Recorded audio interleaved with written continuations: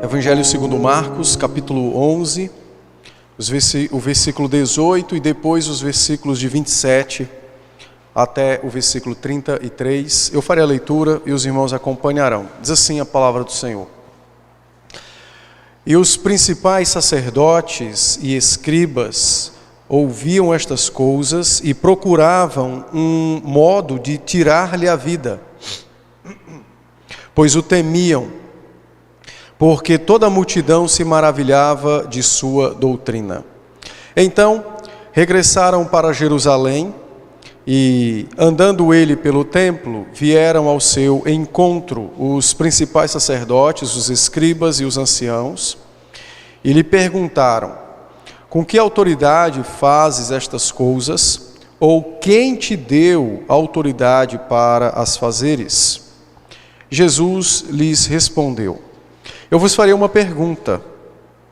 Respondei-me, e eu vos direi com que autoridade faço estas coisas. O batismo de João era do céu ou dos homens? Respondei-me. E eles discorriam entre si. Se dissermos do céu, dirá: então por que não acreditastes nele? Se, porém, dissermos dos homens, é de temer o povo, porque todos consideravam a João como profeta. Então responderam a Jesus: não sabemos. E Jesus, por sua vez, lhes disse: nem eu tampouco vos digo com que autoridade faço estas coisas. Vamos orar? Ó Deus bendito e santo, dá-nos tua graça e bênção nesse momento de podermos ouvir a tua doce voz pela tua palavra. Teu Espírito então nos instrua, também nos admoeste, nos fortaleça, nos encoraje, nos corrija se necessário for. Nosso desejo é crescermos na palavra, na fé, e que nossas almas sejam amoldadas segundo o Senhor Jesus Cristo, para a glória dele, para nosso proveito e testemunho neste mundo. Também, ó Pai, dá-me tua graça, a fim de que as minhas fraquezas, as minhas falhas e os meus pecados não sejam impedimentos para que o teu povo te ouça. Então, somente abençoa-nos e fala-nos de tua parte. Essa é a nossa súplica em Cristo Jesus, teu Filho. Amém. Amém. Os irmãos devem lembrar que o último sermão que eu preguei nos versos de 15 a 26 e saltei propositalmente o verso 18. Então, por isso que eu li o 18, porque o 18 ele é o pano de fundo para o texto que lemos dos versículos de 27 de 27, até o 33. Eu quero tratar com os irmãos essa noite sobre aquilo que o próprio texto relata para nós, né? Que é exatamente homens lutando pelo controle da sua vida, no caso, os fariseus, os escribas e os anciãos. E por lutarem pelo controle de suas vidas, eles também deram respostas a Jesus, quando foram indagados pelo Senhor e pelo Evangelho.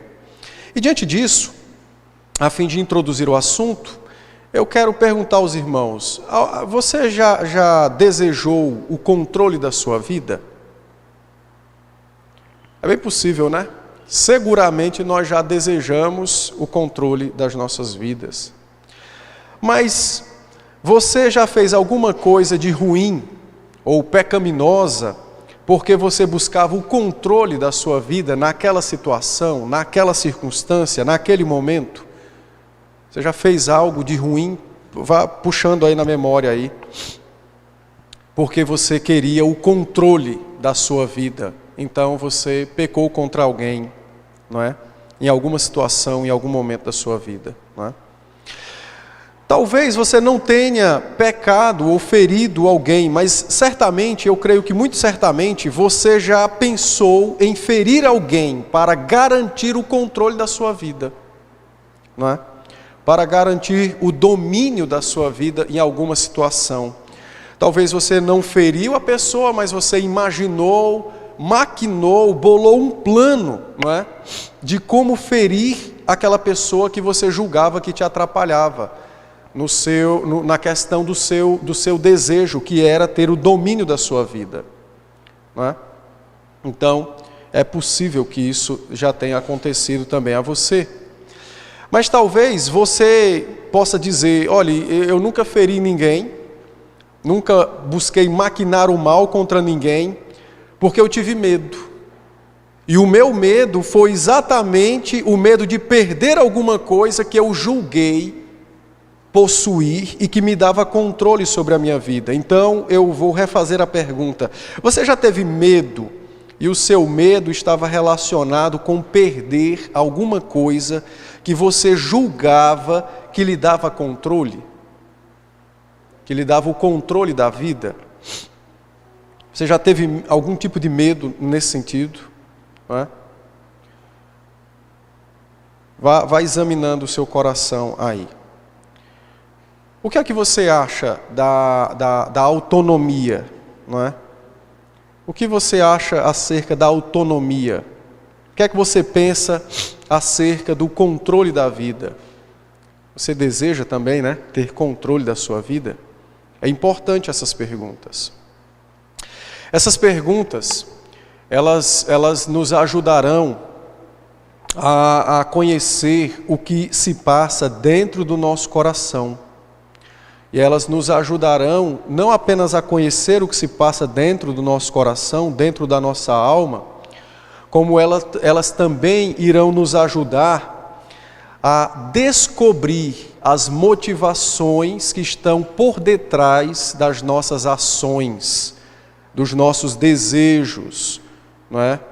Das nossas atitudes, seja de fazer ou de não fazer alguma coisa. Essas perguntas, elas são como o exame que nós fazemos com certa frequência, né? Aquele check-up, aquele exame de sangue. E a ideia é sondar, prescrutar, ir ao mais interior da nossa vida, para sabermos se nós estamos vivendo de acordo com a palavra de Deus, ou se nós estamos em desacordo com a palavra de Deus, não é? E estamos, na verdade, lutando contra Deus pelo controle da nossa vida. Então, essas e outras perguntas certamente nos ajudarão a verificar: será que eu sou alguém que coopera com Deus para que o seu reino cresça em mim? Ou será que eu sou alguém que luta contra Deus porque eu quero que o meu reino prevaleça em mim? Então nós precisamos nos examinar para vermos o que temos vivido, como temos vivido e o porquê temos vivido assim. O texto nos diz que o Senhor Jesus Cristo voltou, não é, para Jerusalém. Aqui possivelmente é a terça-feira, véspera da sexta-feira em que o Senhor foi crucificado. Então, na segunda-feira, o Senhor havia amaldiçoado a figueira, não é? E havia também purificado o templo em sinal de sua rejeição, quando ele derrubou lá a mesa dos cambistas, expulsou o pessoal que vendia pombas, né? Que haviam transformado o templo no mercado da fé. E no final do dia, então o Senhor retorna para Betânia e volta na terça-feira, que é o verso 27. Entretanto, Marcos nos diz, no verso 18, que na segunda-feira, quando o Senhor fez tudo aquilo, as autoridades judaicas começaram a conspirar, né? Começaram a planejar, maquinar uma maneira de destruir o Senhor Jesus, de tirar a sua vida. Então eles começaram a fazer isso, a planejar o modo, não é? Como eles iam executar esse desejo que era de tirar a vida do Senhor Jesus. E a razão para esse desejo é exatamente essa luta pelo controle da vida. A razão do porquê eles queriam matar o Senhor não é outra senão porque eles estavam lutando contra Deus, contra o Senhor Jesus, pelo controle de suas vidas. Ora, o texto nos deixa essa informação muito clara quando, no verso 28, eles encontraram o Senhor Jesus no templo, na terça-feira, no outro dia, e ao invés de indagarem sobre o significado das coisas, a pergunta deles foi: quem te deu tal autoridade? Quem te constituiu igual a nós? Entende? Para ter autoridade sobre o templo, sobre a religião. Então percebam que eles não estão preocupados com a salvação de suas próprias almas, nem muito menos se importando com a alma dos outros. O que eles querem é exatamente defender o controle de suas vidas. Eles estão lutando contra Deus, contra Cristo, porque eles entendem que Jesus é o seu inimigo, é aquele que vai tirar o controle da vida deles, sua autonomia. Diante disso, então, eu vou trabalhar com os irmãos as 3 respostas que eles deram a Cristo. Respostas essas que nós às vezes damos também. E estas respostas demonstram o que está por detrás, o que está no coração. São respostas fundamentadas no ídolo do coração chamado autonomia, controle da vida. Então, em primeiro lugar, o texto nos diz, no verso 28, que ao encontrarem o Senhor, eles perguntaram: com que autoridade fazes estas coisas? Ou quem te deu autoridade para as fazeres? O sinédrio, e o texto diz aqui que eram os sacerdotes, escribas e anciãos. Então, possivelmente, 71 homens. No caso dos sacerdotes, tinha os antigos e os atuais, os que ainda estavam em atuação no templo. Os escribas eram os mestres da lei, aqueles que tinham a função de manter os rolos da lei, ensinavam outros a interpretar a lei. Os anciãos eram os leigos, mas eram os leigos aristocratas, ricos. Então um punhado deles era separado para compor o sinédrio. E agora aqueles 71 homens se veem ameaçados por um único homem. 71 contra 1 sentiram-se ameaçados pelo Senhor Jesus Cristo. E a ameaça que eles sentiram não foi no que tange a parte física, nem muito menos nos cargos que ocupavam, mas a ameaça que eles sentiram foi no que tange a autoridade. Eles sentiram que a sua autoridade como líderes do povo, como autônomos do povo, como senhores de si, fora ameaçada. E é por isso que a pergunta gira em torno da autoridade e não de outras questões. Quando eles perguntaram: quem te constituiu, ou quem te deu tal autoridade? A pergunta deles visa exatamente demonstrar uma rejeição para com Cristo e para com o trabalho que o Senhor Jesus fazia. Na verdade, o que eles estão dizendo é: nós te rejeitamos e publicamente estamos buscando o objeto concreto da rejeição. Então eles estavam rejeitando o Senhor Jesus Cristo, dizendo a Ele: não reconhecemos autoridade em você. Então a pergunta é: com que autoridade fazes estas coisas? É interessante observar que o Evangelho de Marcos é um dos evangelhos que mais enfatiza a autoridade do Senhor Jesus Cristo como rei sobre seu povo. Em Marcos 1, 22, o Senhor Jesus Cristo é descrito como aquele que ensina com autoridade. Em Marcos 1, 27, o povo se maravilhou porque Jesus exerceu autoridade para expelir os demônios. Em Marcos 2, 10 a 11, é dito-nos que o Senhor cura com autoridade sobre as doenças. Mas agora, os anciãos, os principais sacerdotes, os fariseus, não reconhecem essa autoridade. Na verdade, o que eles estão dizendo é: nós te rejeitamos, nós não o queremos, porque eles se sentiram ameaçados no que tange à autonomia e controle de suas vidas.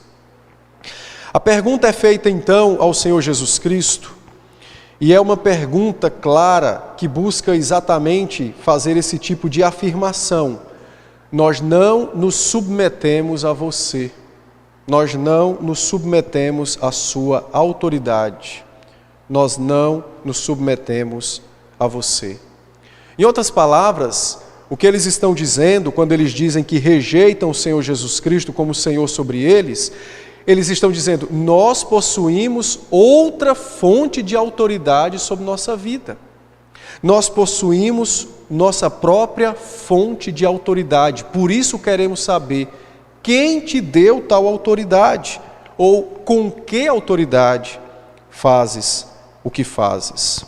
A bem da verdade, meus irmãos, de um certo modo, todos nós, nas mais variadas circunstâncias da vida, somos confrontados para sabermos quem é a fonte de autoridade sobre nós.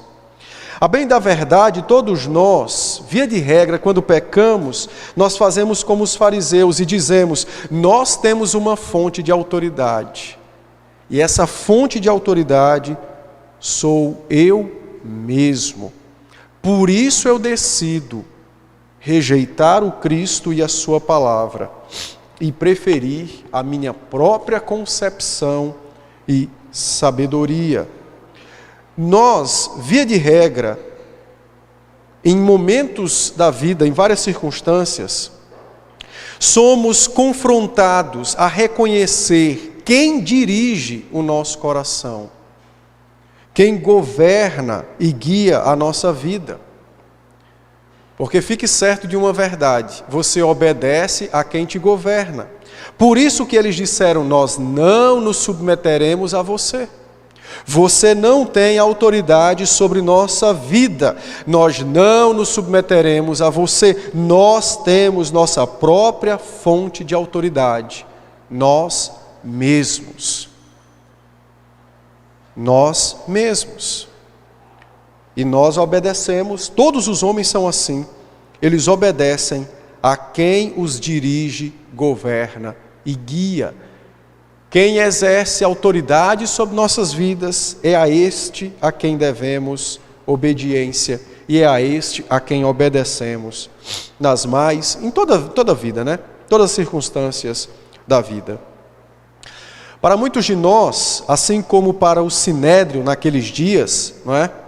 Nossa própria fonte de autoridade é a nossa própria vontade. A nossa própria vontade. Nosso próprio desejo, nosso próprio querer. E não são poucas as vezes que nós somos encontrados lutando contra Deus pelo controle da nossa vida. Lutando contra o nosso próximo, contra o cônjuge, contra os filhos, contra os irmãos da igreja, contra qualquer um que nós julguemos que vai atrapalhar o nosso projeto de controle. Nós passamos por cima de qualquer um. Não interessa quem seja, qualquer um que julguemos que pode atrapalhar o nosso projeto de domínio de nossas próprias vidas, nós iremos feri-lo. Nós iremos fazer como os fariseus. Maquinaremos a morte de pessoas, maquinaremos o mal contra pessoas, desejaremos o mal de pessoas, sonharemos com a desgraça de pessoas, se estas forem aquelas que julgamos estar no nosso caminho contra o nosso projeto de domínio próprio, né? de controle, de autonomia de nossa própria vida. O Sinédrio então fez isso. Encontrou-se com o Senhor e desejou matá-lo. Planejou, orquestrou, não é? Procurava um modo para matá-lo, exatamente porque eles viram que o Senhor Jesus os ameaçava no que tange ao controle de suas vidas, ao domínio de suas vidas. Um escritor famoso inglês do século XX, ele morreu acho que em 1960 e alguma coisa, lá para 70, Aldous, acho que é a pronúncia do sobrenome dele, acho que é Huxley. Ele disse o seguinte: esse indivíduo disse assim: o que mais me leva para o ateísmo é exatamente o meu desejo de autonomia na vida sexual. Era o que mais o levava para o ateísmo, né? Em outro momento ele disse: nós objetamos, rejeitamos a moralidade vinda de Deus, porque o que nós realmente queremos é a nossa liberdade sexual, ou a libertinagem sexual. Então, o que ele está dizendo em outras palavras é: por que um homem se torna ateu? Porque ele não quer Deus sendo Senhor sobre ele. Por que um homem se torna devasso? Porque ele rejeita a lei moral de Deus, que exerce e reclama a autoridade sobre a vida dele. E na verdade, meus irmãos, o que está detrás de vários pecados que nós julgamos como horríveis e são, nada mais é do que um desejo de autonomia. Por que os homens ou as mulheres não querem ser fiéis aos seus cônjuges? Porque a fidelidade lhes impõe sujeição.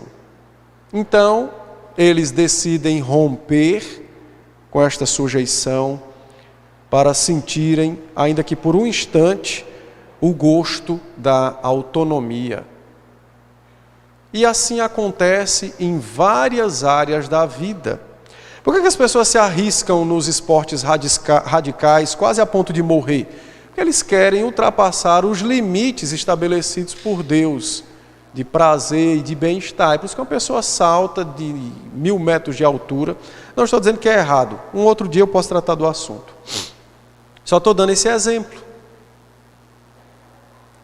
Pode observar que aquilo que muitas vezes nos traz um grande prazer é exatamente o rompimento, a quebra das barreiras, dos limites que Deus estabeleceu. Então, é necessário que nós vigiemos o nosso coração, para não cairmos na sedução de Satanás, de acharmos que somos autônomos, porque se assim acharmos, certamente rejeitaremos Cristo como sinédrio. Em Mateus 4, no texto da tentação do Senhor Jesus Cristo, Satanás usa essa mesma estratégia contra o Senhor Jesus Cristo. A estratégia da autonomia, o oferecimento de controle da vida. Mateus 4, verso 3, então Satanás se dirigiu ao Senhor, e disse assim: então o tentador, aproximando-se, lhe disse: se tu és o Filho de Deus, manda que estes pães se transformem em pães.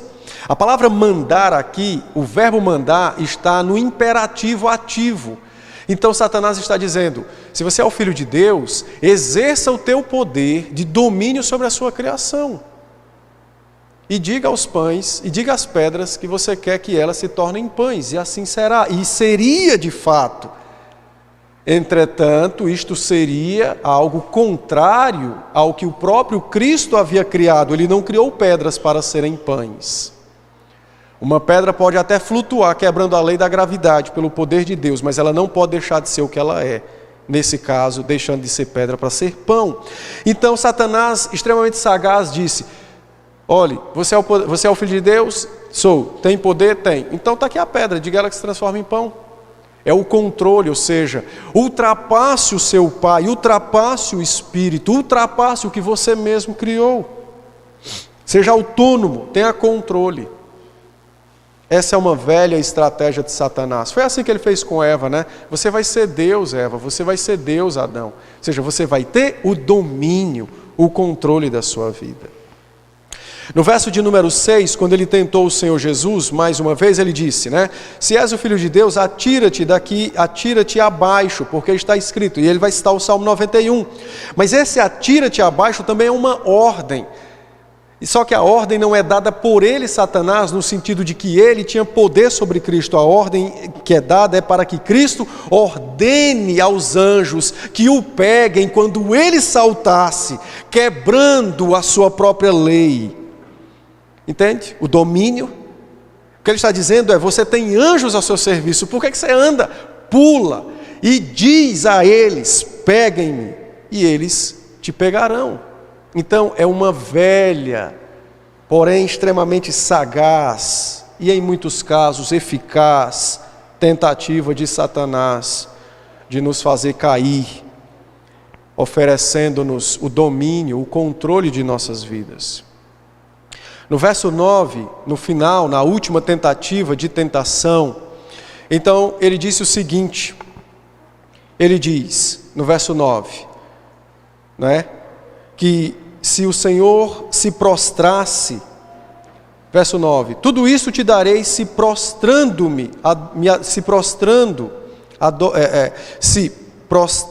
me adorares. O verbo prostrar não está no imperativo, está no particípio grego. E neste caso, o verbo no particípio, ele joga luz para o que foi dito anteriormente. E o que é dito é, tudo te darei. O que você tem que fazer é apenas me adorar e terás o controle da terra. Foi o que Satanás disse a Cristo. Ele já havia mostrado os domínios, os reinos, e ele disse, será seu. E não tem muita coisa para você fazer para ganhá-los. É só se prostrar. É simples. Não precisa de muito.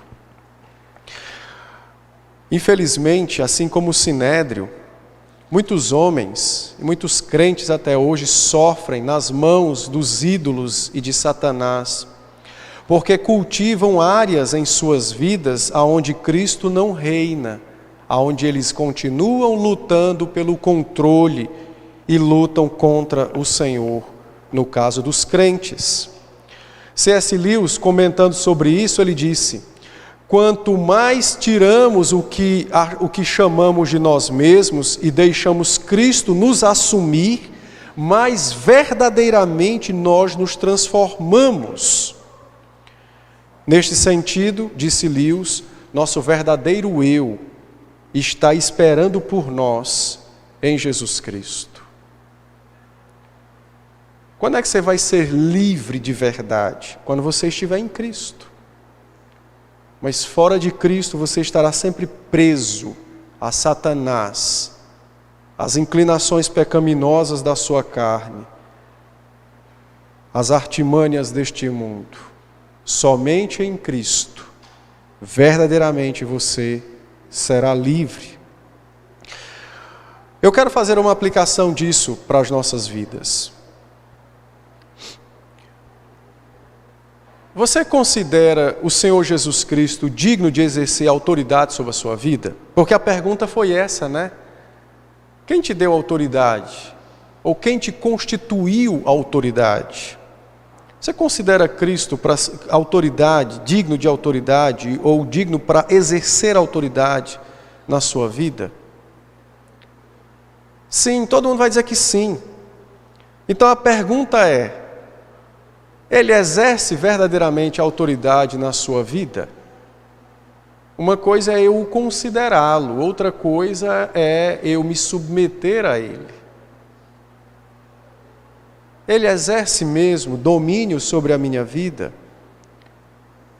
Ou existem áreas da minha vida que eu sou encontrado,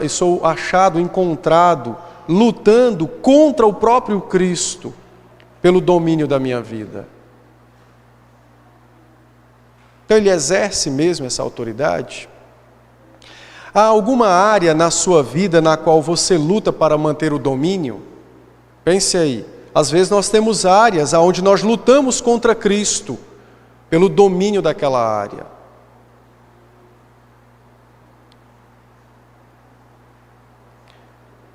Esses dias, na minha semana de aula, foi muito interessante nós lendo o texto de Jonas, e como é engraçado, né? Você já imaginou, por exemplo, uma moça ou um rapaz, né, que foi violentado aí sexualmente? O princípio bíblico é de perdoar, mas ele guarda rancor daquela pessoa. Será que nessa área ele não está lutando contra Cristo pelo domínio da vida dele? Dizendo, Jesus, você não sabe o que eu passei. Você pode perdoar o outro, mas eu não posso perdoá-lo, porque eu preciso manter a minha dor, a má lembrança comigo, não é? Por quê? Porque no fundo, eu quero ter domínio sobre a minha vida, sobre o que eu passo, sobre o que eu faço. Então não perdoo. Mas nós nunca ouvimos ninguém dizer, né? Eu não vou perdoar alguém. A gente sempre ouve o seguinte, eu não consigo, né? Essa palavra não consigo, esses dias eu aprendi o significado dela. Não é eu não consigo, é só eu não quero. E por isso sofrimentos e pecados e mais tristezas e sofrimentos vão se acumulando na vida das pessoas. Então há alguma área na sua vida que você luta contra o Senhor Jesus, contra a palavra, para que você exerça domínio? Pense sobre isso. Há alguma área na sua vida em que você não quer ou não gosta, ou tem buscado ignorar a vontade de Deus em detrimento da sua vontade? Não, pastor, isso aqui é a minha vontade, ninguém toca. Isso aqui é a minha vontade, é assim que eu gosto. Às vezes a gente tem esse negócio, né? Então, será que existem áreas na nossa vida em que eu não quero, e aí eu ignoro, eu rejeito, eu digo para Jesus de várias formas assim, bem educadas, como os fariseus: você não tem autoridade sobre a minha vida nessa área, eu não me submeto a você nessa área? Pense sobre isso. Será que tem áreas? Se tem, então, ore por isso e se entregue a Cristo em cada uma delas. Em segundo lugar, o desejo pelo controle da vida nos levará a ser mentirosos. Olha que coisa incrível, né? Às vezes as pessoas juram de pé junto que nunca mentiram ou que mentem muito pouco, mas na verdade, às vezes mentem muito. Só que mentem muitas vezes para Deus ou para pessoas que não a conhecem e então vão passando despercebida, né? Na própria mente. Mas a mentira está ali. Olha o verso 29 em diante. Então Jesus respondeu a eles: eu vou fazer uma pergunta, e aí vocês me respondam, não é? A partir do verso 29, eu vos farei uma pergunta, respondei-me, e aí eu vou responder a vocês com que autoridade faço estas coisas. O batismo de João era do céu ou dos homens? Respondei-me. Jesus colocou algo extremamente magnífico diante deles, não é? Jesus fez uma contrapergunta para a pergunta que eles haviam feito primeiramente. Isso era muito comum nos debates daquela época, né? Os debates clássicos, e até entre os rabinos. Contra-argumentar, contra-perguntar, a fim de entender melhor as questões ou de expor o que estava por trás de uma questão. O Senhor Jesus não estava fugindo de dar a resposta e de dizer que Ele era Deus. Não é isso que acontece aqui. Na verdade, o que o Senhor está fazendo é igual os pais quando vão espremer lá uma feridinha do filho que cria um pus, eles espremem. Ele está exatamente espremendo o coração deles para que as motivações pudessem vir à tona. Ele está exatamente espremendo o coração daqueles homens para que as suas motivações possam de fato vir ao nível dos olhos. Então Jesus propôs essa questão. Digam-me, o batismo de João é dos céus ou dos homens? Por que Jesus fez essa pergunta? Porque ele está exatamente tratando sobre autoridade. Vocês reconhecem que o batismo de João tem a autoridade divina ou não? Então ele usa a mesma questão da autoridade, mas agora fazendo isso para eles, lançando a pergunta para eles. De onde procede a autoridade do batismo de João? Dos céus ou dos homens? E é muito interessante essa colocação de Cristo, porque além de expor, né, as intenções, as motivações daqueles homens, o Senhor Jesus está ensinando que existe uma ligação entre ele e João. Ele está dizendo, é mais ou menos isso que Jesus disse. João pregou arrependimento. E se vocês o consideram como um profeta de Deus, então com que critério vocês me julgam como não sendo enviados de Deus? enviado de Deus, já que João não foi oficialmente enviado por vocês. Entenderam a parte da autoridade? Então, Jesus diz, eu estou ligado a João. João é aquele que proclama no deserto. Ele é o precursor do Messias. Então, se João pregou arrependimento e essa palavra é tida como divina, por que não seria tida como divina a palavra que vos trago? Então, Jesus devolve a questão da autoridade para eles, para que eles examinem e para que eles reflitam sobre aquilo que eles mesmos estavam buscando indagar por causa de suas más motivações. O Evangelho de Marcos, desde o seu início, lá no capítulo 1, ele já começou citando Malaquias 3:1 e Isaías 4:3. E quando ele faz isso, ele fez uma ligação entre o ministério de João e o ministério do Senhor Jesus Cristo, como sendo o cumprimento das profecias. Por que eu devo saber disso? Porque os profetas, aliás, os escribas, os fariseus, eles sabiam, eles conheciam essas profecias. E eles sabiam e tinham visto e ouvido acerca dos milagres que o Senhor Jesus havia feito. Eles haviam sido testemunhas, não é? De que o Senhor Jesus havia ensinado e curado com autoridade diversas pessoas. Eles haviam de fato ouvido todas estas coisas. Eles estavam cientes disso. Então Jesus está exatamente trazendo a eles a autoridade da palavra. Reconhecem-na ou não reconhecem-na. Ele está exatamente expondo motivações do coração. E é interessante, irmãos, porque quando uma evidência que não pode ser ignorada não é aceita, isso nos traz prejuízo e perigo para nossas almas. Aqueles homens que começaram argumentando, racionalizando contra Cristo, agora, na verdade, são encontrados como descobrindo, descortinando o que havia nos seus corações.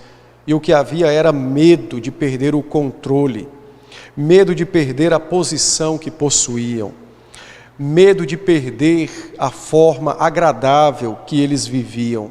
Eles não queriam perder estas coisas. Por isso que questionaram, com que autoridade fazes estas coisas?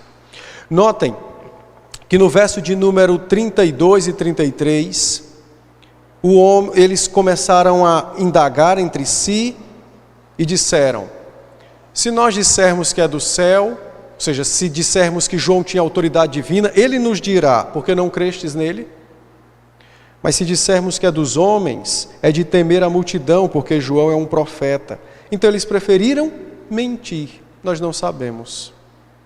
Preferiram colocar em risco suas almas e andar pelo caminho da mentira, para não perder o controle de suas vidas, a posição que possuíam, a maneira agradável de viver que possuíam, do que de fato confessar Cristo como Messias e João como um profeta. Eles preferiram o caminho da mentira. Foram desonestos, mentirosos. Então, a luta pelo controle muitas vezes também nos fará mentirosos, não é? Quantas vezes, nós já mentimos para a esposa, para o esposo e para os filhos, e a razão era exatamente essa: nós não queríamos perder o controle ou alguma coisa naquele momento, então nós pecamos e então usamos de desculpas e por aí vai. Que aplicações podemos fazer para nós? Primeiro, muitas pessoas, olham para os seus problemas ou para as circunstâncias da vida e tentam encontrar uma evidência de como elas podem superar aquilo, ou quando a gente prega para um descrente, ele fica pedindo evidências para crer no Senhor. Mas, na verdade, o grande problema não é a falta de evidências. O grande problema não é isso. O grande problema é o pecado que está no coração nosso, meu e seu e de todos os homens. O grande problema não é nem o que vemos, o grande problema é o coração que está em pecado, que turva a visão, que impede a aceitação e a entrega, a submissão. Esse é o grande problema. O grande problema são os ídolos do coração, não é? São os ídolos, as idolatrias, os deuses falsos que nós cultivamos em nossa alma, e estes deuses nos impedem de nos submeter ao Senhor Jesus Cristo, de reconhecer sua autoridade sobre nossas vidas. Esse é o grande problema. Era o grande problema dos fariseus. Não era falta de evidências, era o pecado no coração, os ídolos, o Deus do controle no coração. Eles não queriam perder isso. Então, o caminho adotado foi o da mentira, da desonestidade, o da rejeição. Pense comigo, se eles aceitassem Jesus como Filho de Deus, eles teriam que mudar de vida, teriam que mudar de confissão, teriam que abandonar os seus postos de sumos na sua religião para serem ovelhas. Eles não queriam isso. Eles não queriam abandonar o seu posto de mestre, de ensinador. Eles não queriam estar aos pés de Cristo para aprender. Então, o caminho que adotaram foi o da rejeição, o da mentira. E nós, muitas vezes, vamos fazer a mesma coisa que eles. Se nós, em vários momentos da vida, nós também recusamos aceitar Jesus como Filho de Deus, porque se o aceitarmos como Filho de Deus, que morreu pelo nosso pecado, ressuscitou e está glorificado nos céus, a nossa vida tem que mudar. E nós muitas vezes não queremos abandonar alguns confortos, entre aspas, já adquiridos ao longo do tempo. A maneira de viver, nós não queremos. Hoje nós temos no Brasil um movimento chamado desigrejado. Nada mais é do que pessoas que querem conformar Cristo ao modo de vida que eles querem. Eles não querem compromisso com a palavra, eles não querem alguém que exerça autoridade sobre eles, eles não querem compromisso dominical. O que eles querem é um Cristo que os aceita do jeito que são, sem exigir transformação de coração. É isso que eles querem, autonomia. E muitas vezes nós podemos ser achados nesse mesmo caminho. Por que muitas vezes as pessoas não se rendem ao Senhor Jesus? E por que muitas vezes nós, nas circunstâncias da vida, não é, preferimos sofrer com algo do que nos render a Cristo? Porque se reconhecermos Cristo como Senhor da nossa vida naquela área, aquela área tem que mudar. Aquela área tem que mudar. A vida não pode mais ser a mesma. Então muitos não querem isso. Muitos não querem abandonar, né, a sua forma de vida. Muitos dizem, eu gosto de como eu vivo, ainda que sofro, mas eu gosto. Então, fecham os olhos, cerram os ouvidos e prosseguem na sua luta contra Deus pelo domínio e controle de suas vidas. Também podemos aplicar isso à nossa vida, observando que isso também pode acontecer conosco, né, os que cremos. Nós também podemos negar a Cristo, não é, em busca do domínio, do controle de alguma área da nossa vida. Por exemplo, você já teve algum sonho que você buscou, mesmo sabendo que isso é contrário à palavra, e não queria voltar atrás? O que é isso? É exatamente uma recusa da autoridade de Cristo e uma afirmação do seu controle sobre aquela área. Você já tomou alguma decisão no trabalho, dentro de casa, com os vizinhos, na escola, ou em qualquer lugar do mundo, uma decisão pecaminosa, mas você sabia que era pecado, mas escolheu ela e não o que a Bíblia diz? Por que fez isso? Porque você preferiu a sua vontade. Você recusou Cristo como Senhor naquela área. É como se você dissesse, eu tenho mais sabedoria do que o Senhor Jesus para lidar com isso. não somente os incrédulos se lançam contra Cristo, negando a sua autoridade. Nós, os crentes, às vezes também preferimos a incredulidade, a mentira, para não perdermos o controle da nossa vida, para não perdermos aquilo que nós tanto queremos, para não deixarmos o modo de vida pelo qual nós tanto gostamos, mesmo sabendo que não é bom. Então, preferimos o caminho da mentira. Em terceiro lugar, o verso 33 nos diz assim: e responderam, não sabemos. E Jesus, por sua vez, também lhes disse, nem eu tampouco vos digo com que autoridade faço estas coisas.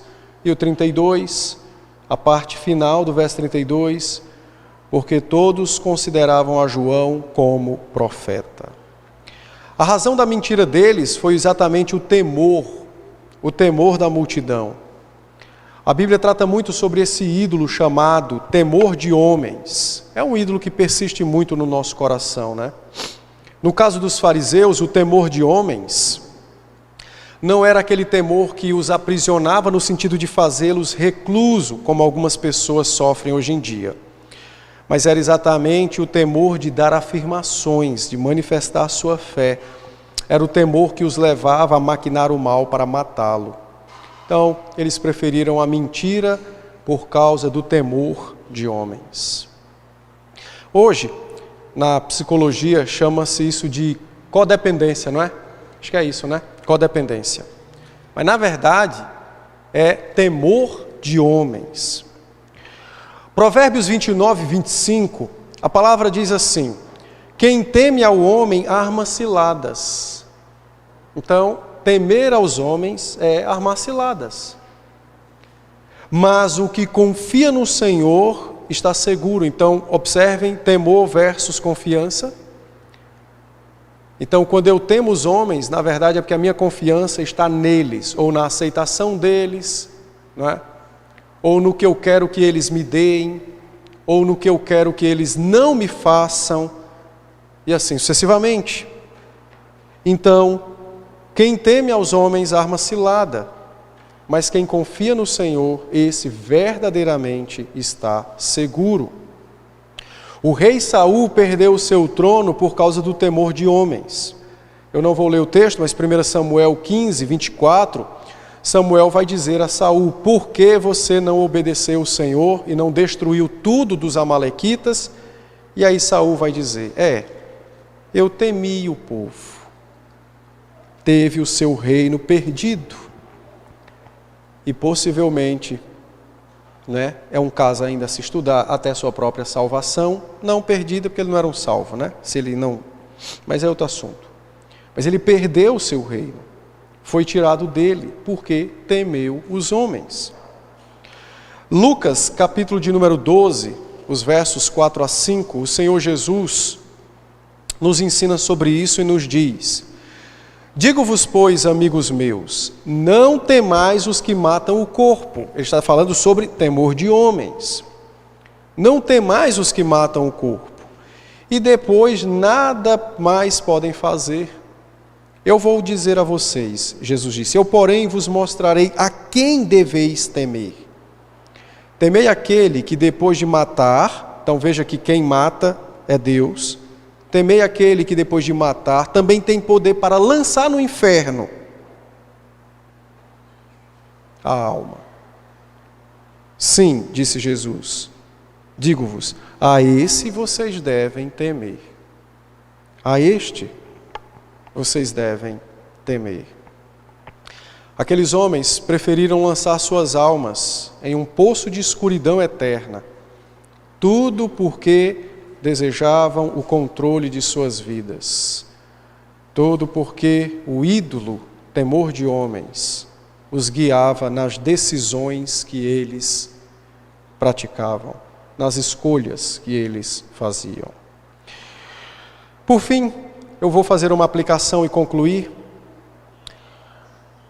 Quando tememos os homens mais do que a Deus, Então, esse temor vai se manifestar em nós, porque nós iremos preferir o que é conveniente e seguro, ao invés do que é justo e santo.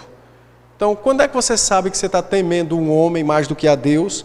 Quando você preferir o que é conveniente e o que é seguro para você. Isso vai ser mais importante para você do que afirmar Cristo como Senhor e Salvador da sua vida. Então, conveniência e segurança são características do temor de homens, não é? E estas coisas, então, serão preferidas ao invés da verdade e da justiça. Por isso que eles preferiram mentir, que era conveniente. A multidão não se revoltaria contra eles, eles estariam em segurança no controle de suas vidas. Eles não quiseram submeter-se a Cristo para andar no caminho da verdade. Preferiram, então, o caminho da mentira. A vida cristã, ela é marcada pela submissão a Cristo, ou também pela rejeição a Cristo em algumas áreas da vida. Essa é a vida cristã. Ela é marcada ou pela submissão ou pela rejeição em algumas áreas, não é? O temor do Senhor vai sempre estar sendo confrontado com o temor de homens. Sempre. Cada circunstância nova da vida nós teremos, então, isso vindo à tona. O temor dos homens nos impedirá de caminharmos explicitamente com Jesus em todas as áreas da vida. Então, o temor dos homens vai nos impedir de caminhar explicitamente com Cristo. É por isso que você vai ver crentes dando mau testemunho e não se arrependem, porque temem a homens. Temem a homens, não confiam no Senhor. Então, darão mau testemunho naquelas áreas. E muitas vezes, nós iremos hesitar, iremos alegar dúvidas para não respondermos a questões reais da vida. E essa hesitação e essa alegação de dúvida quanto a questões reais da vida são muitas vezes causadas por causa do temor de homens. Mas sabe qual é a desculpa que nós encontraremos para encobrir o temor de homens na nossa vida? Nós disfarçadamente, não, é disfarçatez, não, acho que não tem em mente disfarçatez, né? Para ser não tem. Não dá para transformar todo em adjetivo assim. Então, em advérbio, né? Advérbio? É advérbio nominal, não dá. Então nós, descaradamente, pronto, substitui o disfarçadamente. Disfarçadamente, lembrei. Então nós descaradamente, Neuma, nós iremos esconder essas alegações, essas hesitações, justificando. Mas será que tal coisa vai ser prejudicial à fé? Será que tal coisa não vai afastar alguém de mim, né, ou alguém de Cristo ou da palavra? Quando no fundo, o que está no coração é o temor de homens. Não é uma preocupação genuína com o custo da fé, mas é exatamente temor dos homens. Minha confiança está nos homens, eu quero o controle da vida. E então eu alego, né? Eu hesito me posicionar biblicamente em certas áreas da vida, porque eu não quero perder bens sociais, financeiros, culturais, relacionamentos e etc. Então eu digo, não, pastor, eu busquei ser prudente com ele, deixei ele no pecado dele. Não, não foi prudência. Se era pecado, o seu dever era adverti-lo. É só usar palavras bíblicas e sábias para dizer a verdade do Senhor. E eu concluo dizendo exatamente isso. O temor de homens nos impede de caminharmos explicitamente com Cristo em todas as áreas da vida. Portanto, eu conclamo os irmãos, vamos temer, nos submeter a apenas um Senhor, e este, o Senhor Jesus Cristo. Que Deus seja conosco. Amém?